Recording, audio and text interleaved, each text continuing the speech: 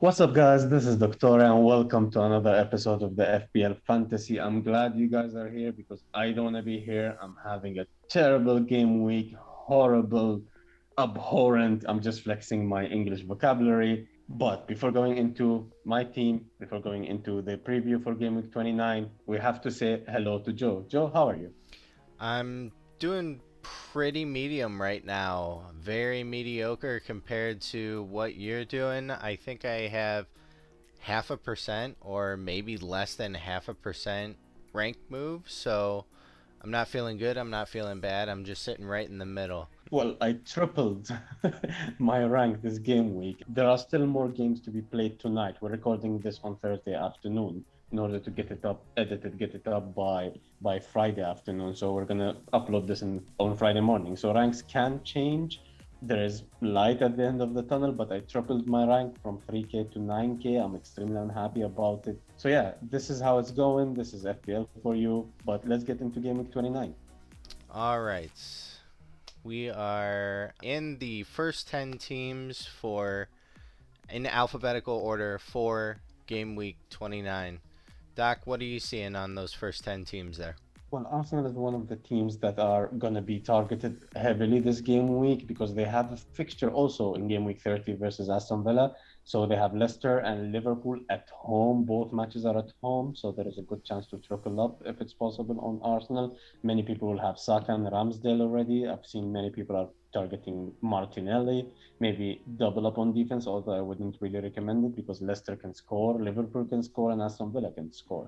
So if you go for a couple of attacking assets, maybe a punt on Lacazette or something. Odegaard is an option as well because he's kind of nailed on. So I like Arsenal fixtures. I have two, like I mentioned, Saka and Ramsdale. I might triple up for the next game week, but there's a lot of tinkering to be done. Yeah, I'm thinking possibly bringing in Lacazette. That's the one option that I was looking at currently this week to bring in. But uh, what is it? They had practice and Party took out his knee or took out his ankle, and he had a little bit of a scuff, a little bit of blood, and now he's questionable for the game week. So I'm like, oh no. Well, hopefully he's okay, but I don't know. He was going to be one of my clutch guys for game week 30 to bring in. Well, that's fair enough. Like Arsenal have one of the most favorable fixtures coming up because they don't have a blank and they have a double this game week. Moving on to Aston Villa versus West Ham, it's one of those matches that can go either way. If Aston Villa is on their day, they might score a couple of goals and hold off West Ham. However, West Ham also without possibly Bowen might be having less firepower, so there is a good chance for Aston Villa to do well defensively. I have Dean and Cash in my team. I'm holding on to them because they have a fixture in game week 30. So I can see this match going either way. Yeah, I'm holding Coutinho right now, and Ramsey, my boy, the bench fodder king. So I don't see moving those guys out. Yes, West Ham is a good team. This is something that I know will be talked about in the Spurs game in game week 30. Is now everybody is tripled up on Spurs. What do we do? I'm holding on to those boys. We've seen Coutinho. He's performing great, having a second career, as it might be, coming back into the Premier League. And Villa, they can be on, they can be off, but I think that they at least have the chance to make this game a real shootout as far as it goes. Especially the match is away to West Ham, so it's going to be a tough match. It's going to be kind of this 50-50 match. So I'm sure if you go back to the bookings, you see that anybody can win this game and a draw is a quite possibility. Moving on to Brentford versus Burnley, both teams are conceding goals for fun, although they were known for their defensive prowess, let's say. However, I can see this match going either 0-0 or 3-3. It's a tough match to predict if you have an asset. I don't expect many people have assets from both teams, but if you have an asset, I would probably start, especially an attacking asset, because there might be goals in this game. Yeah, I'm sitting with Veghorst in this game. I'm probably going to keep him this game week. He's not an exciting pick, he's not a sexy pick, but he has the potential to get points. I just hope that managers in the community aren't loading up on Brentford assets, especially Tony, because he got 17 points this game week. He finally came through. I had him in my game week 1 team. If I just held him a little bit longer, I could have gotten those 17 points as I expected. But yeah, I agree with you. There's not going to be a lot of defense, which is kind of weird because in the beginning of the season, they were such defensive assets. So it should be fun to watch, especially if you're an American and you want high scoring games of like 20 or 30 goals. Yeah, I totally see that. Moving on to the next team is Brighton, who have a double, but terrible double. They have Liverpool and Tottenham at home. Maybe on their day they can frustrate one of the teams, but I don't see them doing amazingly versus those two teams. What do you think about that, Joe? Yeah, the Brighton double here is what kind of threw me off Cucurella in the, what, 2 game weeks ago. I think I ended up moving him out because looking at that double, you have Liverpool. They're probably the only team that can catch City right now, unless City absolutely falls apart. And Tottenham is having a late season revival where they're actually starting to look like they're firing and figuring out their offense a little bit better. So I definitely would not pick a team that has a double against these two teams, let alone put all my eggs in one basket for a single game week against these two teams right now. Yeah, I totally agree with that. The next team is Burnley. We've talked about Burnley versus Brentford, so we Hmm. covered that. Chelsea. Reece James have gotten injured, and there is strong rumors that he might not start that match. But however, he scored 18 points in the first game, and captainers benefited amazingly. He scored 36 points. What do you think about that, Joe? Reece James is one of those guys that I've always, since the middle of the season, since I last owned him, I've called out he's going to make a million points in 1 game week, and then he's going to forget how to get points in game weeks after that. Obviously, he's injured. It still counts. It's still a 0 in the FPL app. I would say definitely, well, wait for the information, but you're probably either going to move on Reece James or you're going to sit him on your bench. It doesn't sound like it's too horrible of an injury, but once again, we need a little bit more information.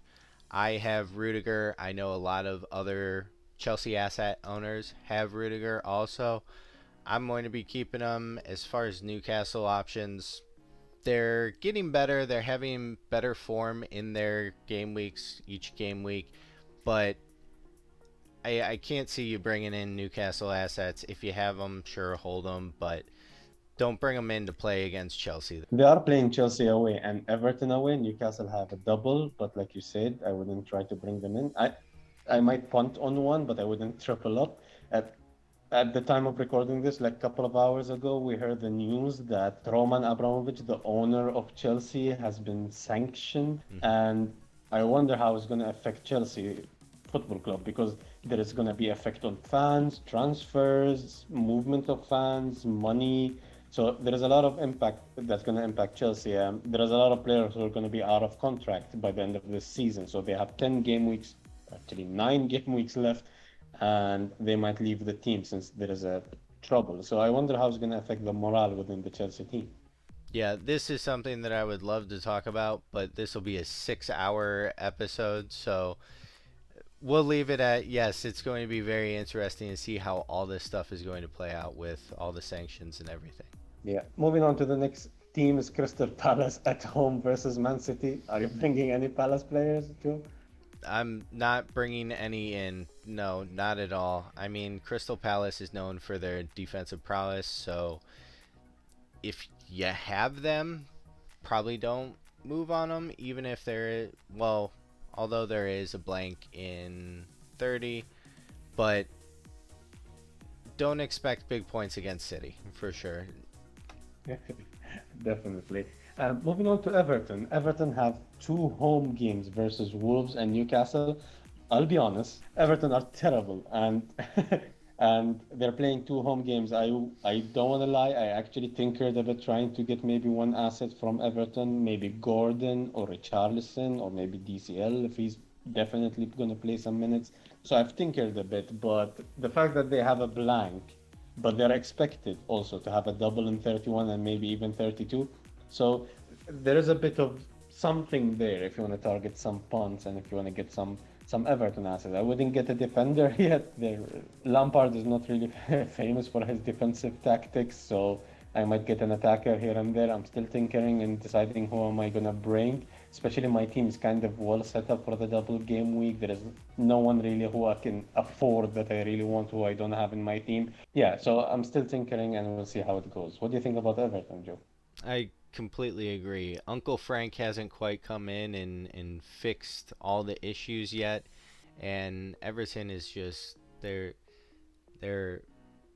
in a bad spot right now. They just got battered by Spurs. They confirmed my punt call out of Kulusevski, him getting 2 assists in that game, uh, helping Harry Kane keep up his form.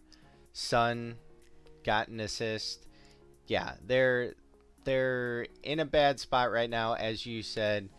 Frank Lampard, his tactics aren't technically the most defensive, but yeah, I think if you're looking for somebody to bring in, not saying you should bring them in, but if you're looking for an Everton asset, bringing in the likes of Gordon, somebody that you're not dumping, you know, half of your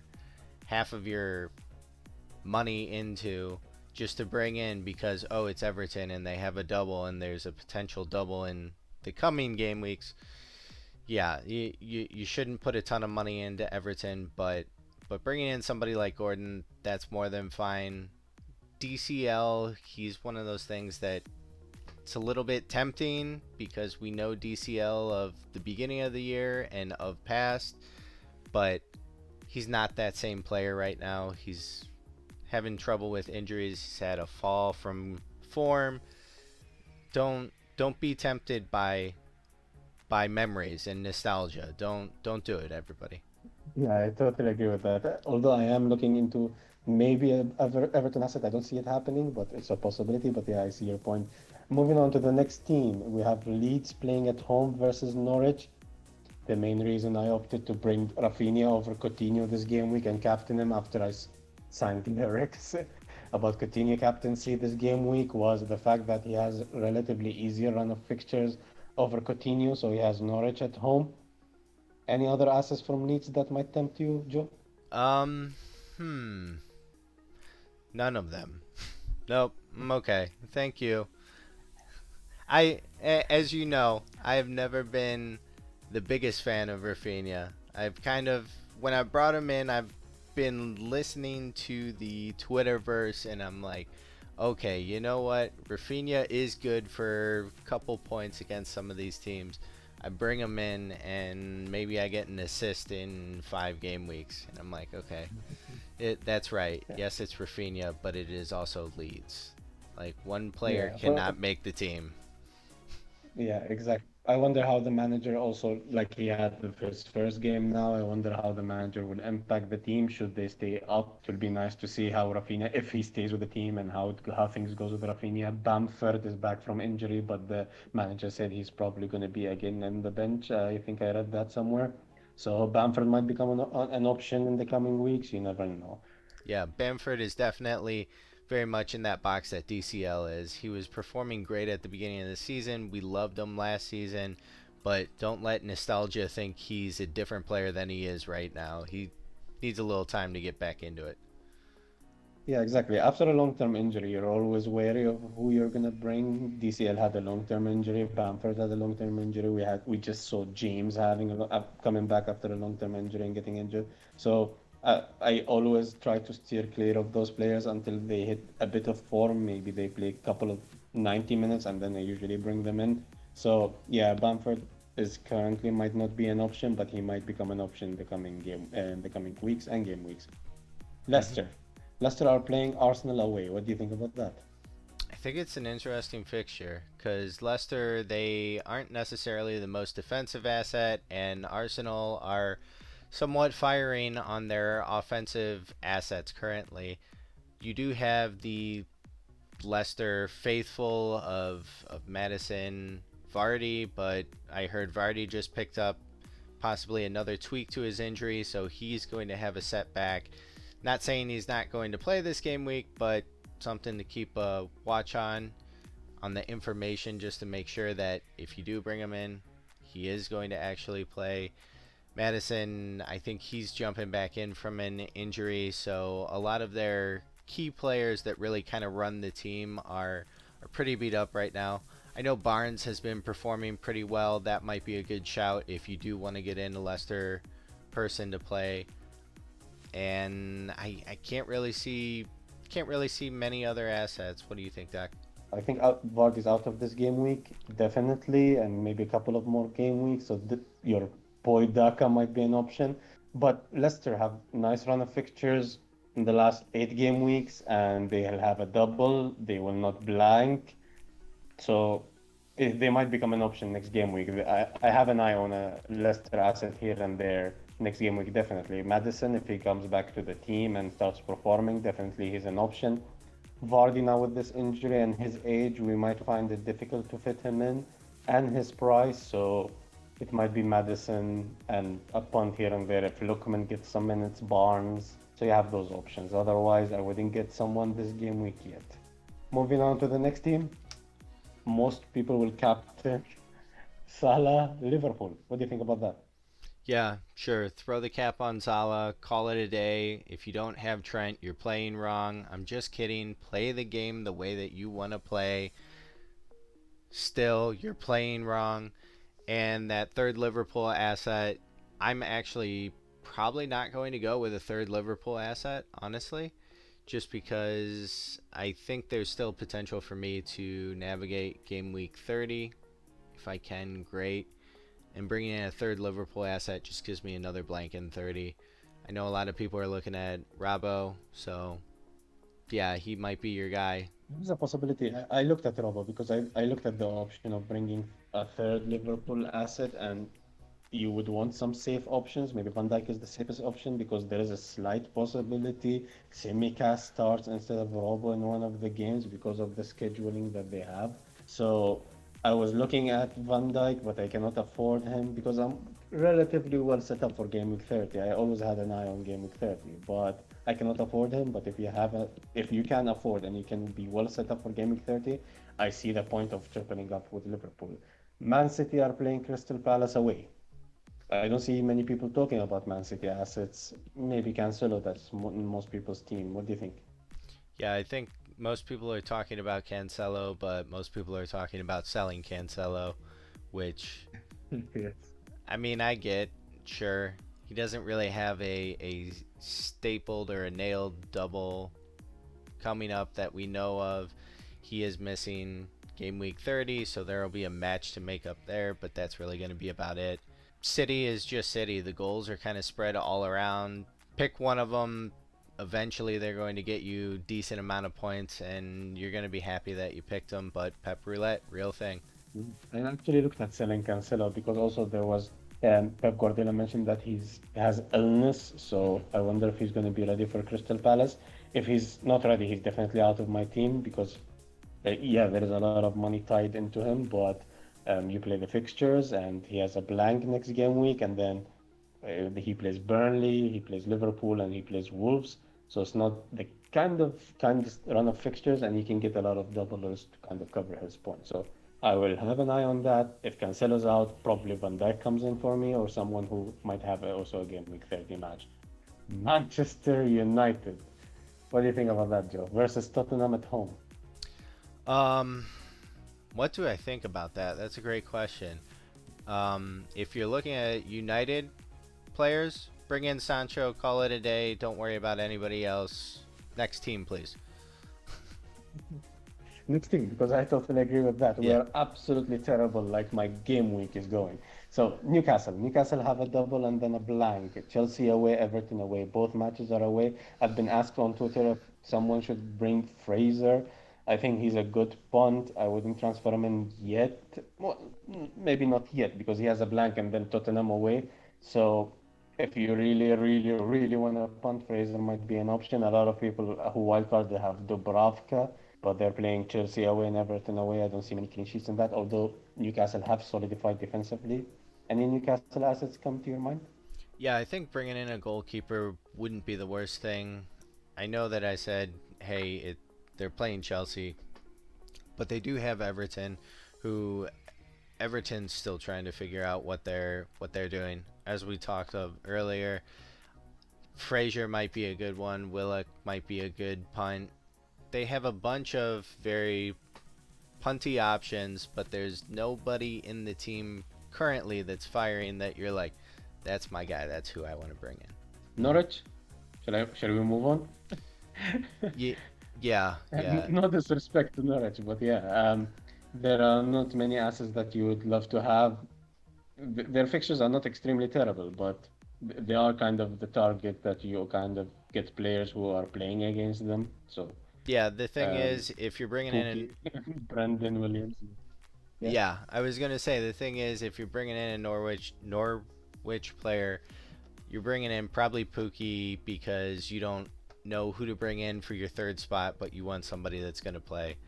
I think that's a more than fine route to go, but you're not bringing in these people expecting somebody from Norwich to haul, really. Yeah, I totally agree. Maybe Brandon Williams, if you really fancy a 4.0. I think Hmm. he's 3.9 now. Just a fifth defender. Southampton versus Watford. Southampton, they're playing all right. I know they got beat their last game, but I think James Ward-Prowse is always somebody that's kind of roaming around in the background. That's good to get free kick specialist. You know what you're getting from him. I think Broya might be somebody that you could bring in, but he's had a little bit of a dip in form, but he is cheap. Any of the Southampton forwards, I think, are going to give you similar stuff where, yeah, they could play really well, but they're not necessarily going to fire for 5 game weeks in a row, and they're cost effective. Southampton is a very weird team for me because they are very unpredictable. They can win one match 3-0 versus Liverpool, and then next match they lose versus Norwich like 2-1. So they're very unpredictable. Most of us have Broya. I think like 85% of the top 10K have Broya because of this game week. So yeah, Spurs. I I am so confused by Spurs, but I love everything that I'm seeing. I currently have Son. I'm looking at bringing in our boy Kulu. Kane is just a little bit too rich for the team that I have it set up on. And as far as defensive assets, Spurs defense is so up and down. I'm very hesitant to really bring in anybody. I know Doherty's one of the guys that are in the community that people are definitely looking to bring in because he's had, I think, 2 or 3 consecutive decent game weeks where it looks like he's found his spot now. But I need 1 or 2 more game weeks possibly before I do that. But who knows? The deadline's still a while away. If I had a wild card, I would probably triple up on Spurs. I have only Son in my team. I cannot really fit anybody else. I've actually tinkered today trying to fit a Spurs asset. They have a double and then they have a game week 30 match and they have really nice run of fixtures after it with Newcastle at home, Aston Villa, Brighton, Brentford, Leicester. So they don't face anybody from the big six after this double game week. So Hmm. yeah, if I could have Son and Kane in one team, maybe one defensive asset as a punt, Dyer probably for the minutes, I'll probably triple up on Spurs. Watford, our boy Dennis. Anybody else No, besides Dennis isn't my Dennis? boy anymore. He's out of my team. He's gone. It's my boy Foster, I still, Ben I'm still Foster. stuck with him. Yeah, Yeah, Ben Foster is probably the only enabler you would have in your team. yeah. West Ham are playing versus Aston Villa at home, Yep. West so Ham, not really looking to pick anybody up on their team. If you have Bowen and you're confident in him, they also have a 30 fixture. You can hang on to Bowen. He's kind of up in there if he's going to play right now, but that's probably about it for what I'm looking at currently. yeah. Totally agree. I have Bowen. I'm probably just gonna keep him. I literally checked the news on him today. He seems like he's gonna miss the Europa League and the Aston Villa match. So I'm hoping he's back for 30. If not, we'll deal with it. So he'll probably just sit on my bench because I don't expect him to play. Even if he plays, he's going to come off the bench. Probably Moyes will push for him playing. He will risk him a bit because they take with him. He's their best player this season. So I can see Moyes maybe risking a couple of matches, like bringing him earlier than he would have hoped. So I'll just keep him on the bench for now until game week 30. We'll see what Moyes says. Last team, a very frustrating team, Wolves. They've been conceding goals left, right, and center. Jimenez all of a sudden is benched. Yeah, I think it's extremely confusing what's going on there. I have no clue what to do. I have Jimenez, so I don't know. He might leave the team. He might stay in the team. As far as their defense, yeah, I feel bad. I've seen a couple FPL managers that have brought in double or even triple Wolves defense in previous weeks, and now they're definitely paying for it. But they're a mystery also. I think you can bring in a couple against Everton because, once again, it's Everton. They're even more confused than Wolves, but yeah, it's buyer beware for sure. Yeah, exactly. I brought Saiz literally this game week for the double game week with the eye on the game week 30 that they have a match. Ends was for a hit, and I regret it. What maybe until tonight with he scores a bullet header or anything. So you hope so. Anything you want to add, Joe, or we covered the preview nicely? No, I think we really covered the preview for the game week pretty well, and I'm ready to wrap this thing up. Yeah. So guys, if you're still here, drop a thumbs up, press the subscribe button. It really helps us. It shows us your support, and we're looking forward to another episode of the FPL Fantasy. Joe, would you like to say goodbye? Yeah, thanks everybody for listening in, and we love your support. Everything that Doc said, I reciprocate that tenfold because I have to one up Doc. And we'll see you next time, everybody. Peace. Peace.